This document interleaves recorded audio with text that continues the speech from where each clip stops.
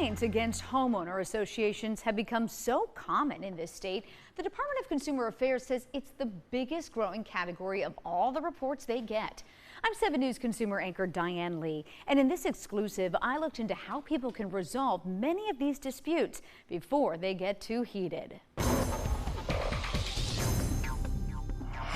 This is where I had my flagpole originally at. As a veteran who worked for months to clean up Ground Zero after 9/11 and fought for years in Afghanistan. I lost 22 of my brothers in Afghanistan.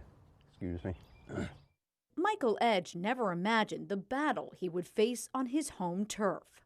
I don't understand how my country can ask me to go to a foreign country and ask me to help people live the dream of freedom. Then I come here and 7 members of a homeowner association takes away my freedom. It all started in 2018 when Edge was fined by the Glen Lake HOA in Boiling Springs for erecting this flagpole in his front yard. I was ticked because I couldn't understand what's so offensive about flying the American flag.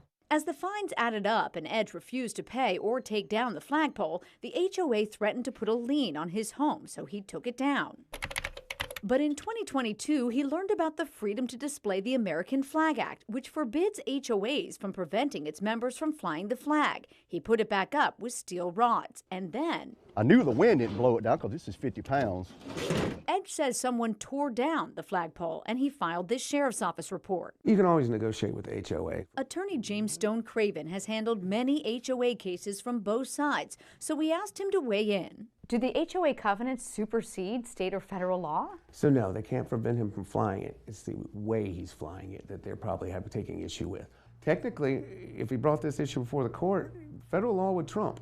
And he may, if he'd done so, won. In a statement, the Glen Lake HOA board president, also a veteran, told 7 News in part, this issue was never about the flag or someone's right to fly it. It was always about our duty to uphold the Glen Lake of the upstate governing documents. Well, I didn't want anything really big. Around the same time, Simpsonville resident Kim Hicks had been dealing with her own HOA issue after she built a memorial garden for her daughter Kelsey, who she says died in 2022 from fentanyl poisoning. She was the love of my life, and this has been the most devastating thing in the world, and I just needed a place to be able to go and talk to her.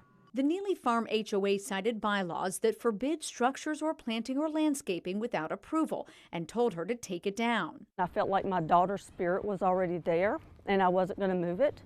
So I requested a meeting with the homeowners association, and they did agree to let me keep the garden where it was. That is, as long as she repainted and hid the bright colors, a resolution that Hicks appreciated. However, she had also put up this little library on her property, and for that, Hicks was hit with dozens of $50 a day fines. I thought I was doing the community a service by providing information on fentanyl awareness and hopefully saving some lives. Those fines and legal fees totaled nearly $4,500. Plus, Hicks had a lien on her property and a threat of foreclosure. Can an HOA foreclose on your home? They're going to have a difficult time. Most people have mortgages. Most mortgage companies are not going to allow someone to foreclose upon their home. Still, Craven says fighting that lien before the 30-day deadline is crucial, or you'll have to pay up at some point, especially when you sell the house. To avoid legal fees, read the bylaws before making any changes to the exterior of your property. You can also file a free complaint with the Department of Consumer Affairs. But if the violation is in your covenants, you're likely out of luck. Neely Farms HOA declined to comment, but 7 News has learned they're considering Hicks's request to reduce the hefty fines. Meanwhile, Glen Lake HOA, who for years forbid flagpoles, has recently adopted an ordinance they say is in compliance with federal and state law, but still requires prior approval.